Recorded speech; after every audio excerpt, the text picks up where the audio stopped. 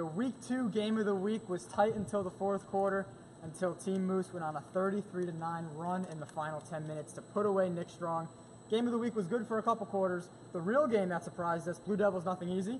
Hi, Mike. Good game. And also the Throne and Jays, Trays, and Fadeaways. Great name. We're going to say it that much over and over throughout the season. Let's break down all the games. The Week 2 post-game show. No sponsor. Tyler, you're slacking behind the camera there, buddy. No sponsor. Stuff happens. If you want to sponsor us, let us know. We have lovely t-shirts we can put you on. And you can also be said by me every week. What's better than that? I'm joined by the guys, Sean, Mike, Brendan, and Darren. I'm Joey. Tyler behind the camera, as you already know. Let's start with that game of the week, guys. Nick Strong and Team Moose. Nick Strong, a newer team. Team Moose, not so much. Connor Daly made his return, so I want to touch on him, whoever talks about this game. And also, I kind of want to talk about Nick Strong and what you took away from this game in their first real test. Well, yeah, I mean, it was a good game for the most part. Through three quarters, Team Moose was up by, I'd say, a steady margin of 14 throughout, except in the third quarter. Nick Strong made a little bit of a run to make it close. In the fourth quarter, however, Team Moose pulled away on a 33-9 run. Their experience just totally outhandled a young rookie Nick Strong team, and it showed. It really showed. Anything else? No? Team Moose? Cool. Hey, I know Connor Daly was back. Any quick notes on Connor Daly? This team, they just have so much chemistry. They could plug any one of their guys in, and it'll look brand new. For sure. Let's get to the other game we teased in the beginning here, the Throne and Jays, Trays, and Fadeaways. Close game throughout. I think a lot of us expected the Throne to maybe dominate that game. Not the case at all. Credit to Jays, Trays, and Fadeaways. It's the fourth quarter. You look up, it's like a 2, 3, 4-point game, tied game. We're like, hello, the Throne. Hey, come on now. They pulled away. They win by 10. Was the game really ever in doubt? I mean, what did you guys see in that one, and what impressed you? It was pretty close throughout the whole entire contest. I mean, I think Jays, Trays, and Fadeaways were up at one point, but the Langston brothers ended up pulling away and getting them the W at the end. So. Sure. Yeah, I think the Throne, I thought before the game started, I thought it was all theirs, but Jays, Trays, and Fadeaways, they did their thing out there. Joe Nemchek, he had 22 points. But both teams shot under 37% from the field and under 15% from the three-point line. It was a pretty sloppy game, but came down to the wire. Nice, yeah. Sloppy is a nice way to put it, I think. But hey, win's a win. So I'm sure the Throne will take it. That's their first win, as they lost to Team Moose last week. So they're not complaining. They'll take the win and then move on to Week 3. Blue Devils are nothing easy. I mean, you played, so we'll get to you in a second. 73-69, nothing easy. Second win?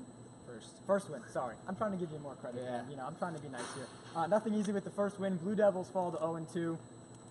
Let's touch on both teams. I mean, two of the teams that week to week we may not know what we're really going to get depending on who they're playing. What'd you see as Nothing Easy was able to, execute and get the win? I think it was just all about team chemistry. Mike had a big game, Brian Lilly, big game, but the Blue Devils just really couldn't get on the same page. They were arguing, walking down the court, dribbling the ball. Second game in a row after they lost to you guys week 1, where they just couldn't get on the same page with each other, and it cost them again. Yeah. Nothing else? Hey, that's how you transition. Run TMC beats the Blue Devils last week. I like talking about, my team. Sam shakes his head. It's fine. You guys come to listen to this, right? 114-45, win over Dinner Served. Tyler behind the camera's flexing like he scored. Stuff happens. But hey, so what'd you see? Any surprises here? Dinner Served only had 4, 5 guys at times. I mean, that makes it tough from the jump, no matter who you're playing. And then Run TMC had their full team for the first time. K1 Bynum looked great. And so what'd you guys see with that? You guys Run TMC basically dominated the entire game. Will Hudson had 8 threes, 39 points, including his 1,000th career point on that free throw at the end. But they got contributions from really everyone, so that was big for them. Yeah, Will Hudson played an amazing game. It was, a career-defining game for him. You could see he really wanted to score that 1,000 point, and he definitely did. So shout out to him. That's putting it nicely. I think we all wanted that to just go away, so we kind of made sure that happened. One of the teams that I'm sure is not happy about Will Hudson's success, No Limit. This is going to be a long, long stretch here. So No Limit, have to mention them. Shout out Ronte Bird. Didn't use Will Hudson last year. Terrell Vargas on No Limit last year. Is now on Shocker City. See what I'm doing here? Shocker City takes down the Young Kings 116-71. No Terrell Vargas, though, tonight. But Carmine got to see Devon Pratt for the first time, and Nick Santarelli as well, the Twins. What'd you guys see from Shocker? I mean, I want to touch on the Young Kings, too. From what I saw, they were staying competitive despite the score, and so we can touch on that one. Yeah, the Young Kings did stay competitive despite being shorthanded as well, but Shocker City's just so experienced. And last week they didn't even have a full team. This week Mike Davis came back, and like you said, Pratt, and they were just relentless on the defensive end. And Carmine had 19 points and 12 boards, so they dominated the whole game. Yeah, Shocker City reminds me of like one of those Kentucky Wildcats teams who they'll have like a whole platoon, you know, to sub in, and you know they're incredibly deep. The whole team could ball, guys that are starters and the bench. But back to the Young Kings, Miles Raymond, he scored 28 points and 8 rebounds. He really came out and played. And you guys also got to see Corey Jacobs for the first time, so you're just starting to see, and I mean, as they work out that chemistry, we'll be talking about Shocker City a lot, I'm sure. The other really close game, maybe a surprise to some, Sportslook with only 4 guys again, 3 guys for stretches of the second half because someone got hurt. They only lose to the Rim Breakers by 4. You guys can correct me if I'm wrong. I believe they were down 11 or 12 in the fourth quarter with 3 guys and cut it to 3 or 4 with a couple minutes to go. Made it a very interesting game, but Sportslook, fought for sure. And then what did the Rim Breakers do to close it out? I thought for the Rim Breakers, I think it was more about Kevon Turnbull, who went 9 to 10 from the field and really just couldn't miss in the fourth quarter. And but I would really like to talk about Sportslook. I think they really impressed with only 4 guys. Matt Ramos, who was injured and could barely play in the second half, had 26 rebounds, which is a really crazy feat with only 4 guys. So they put in a valiant effort, but it wasn't enough.